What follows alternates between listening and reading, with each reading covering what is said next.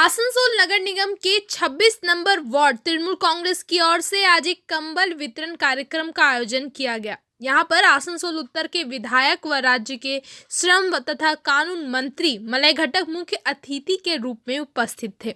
इनके अलावा 26 number ward के पार्षद तथा आसनसोल नगर निगम के डिप्टी मेयर वसीम उल हक सहित इस वार्ड के तमाम टीएमसी कार्यकर्ता उपस्थित थे। यहां मलय घटक ने कहा कि राज्य की मुख्यमंत्री ममता बनर्जी के नेतृत्व में जिस तरह से पूरे राज्य में विकास का काम हो रहा है, यह भी उसी की एक मिसाल है।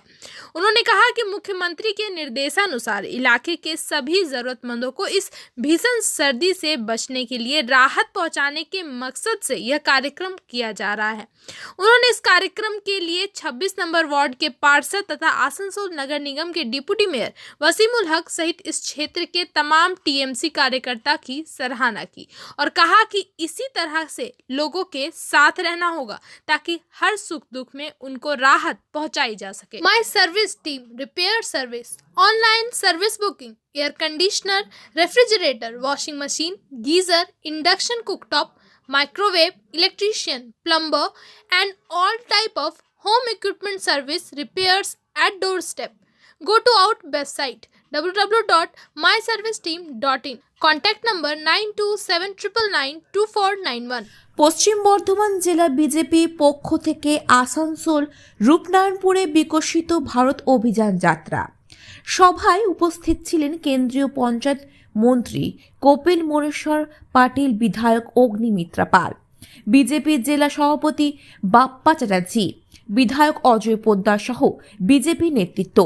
এদিন সভা শেষে সাংবাদিকদের মুখোমুখি হয়ে কেন্দ্রীয় পঞ্চায়েত মন্ত্রী কপিল মোরেশ্বরের পাটিল বলেন, 100 দিনের কাজ নিয়ে দিল্লিতে গিয়ে সংশ্লিষ্ট মন্ত্রকের সঙ্গে কথা বলেছে। মন্ত্রক থেকে তদন্ত কমিটি এসেছিল, তদন্ত করতে তারা রিপোর্ট দিয়েছে। যদি কোনো দুর্নীতি না হয়ে থাকে তাহলে মন্ত্রক সিদ্ধান্ত নেবে।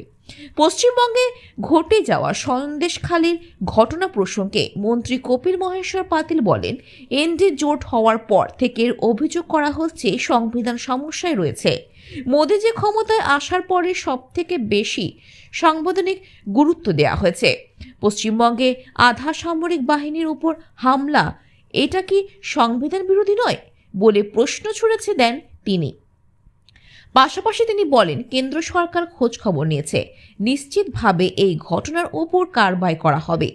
এদিন মঞ্চে বক্তব্য রাখতে গিয়ে আসানসোল দক্ষিণের বিধায়ক অগ্নিমিত্রা পাল বলেন, কাকু ভেতরে আছে, আরও কত কাকু কাকিমারা তাদের ভেতরে পাঠানো হবে।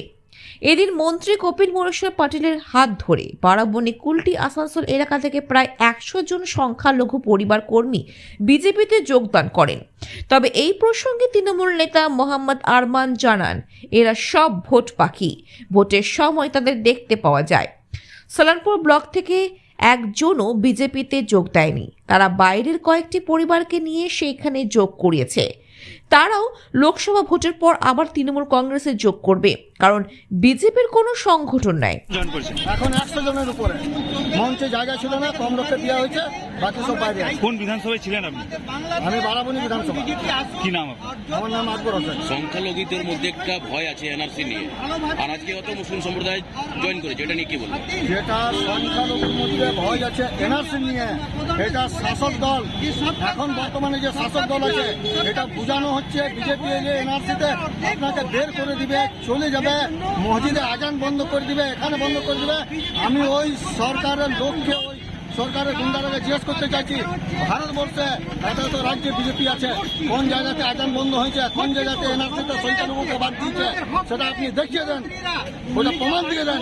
আজ ভারতবর্ষের মোদীজি এরকম কোন অ্যাকশন নেই। মোদীজি এনআরসি নিয়ে যাকে বলছে যে ভারতবর্ষের এই মাটির যে শত্রু বিদেশ থেকে এসেছে তাদের জন্য এনআরসি, ভারতবর্ষে সংখ্যালঘু মুসলিমদের জন্য কেন জয়েন করলেন?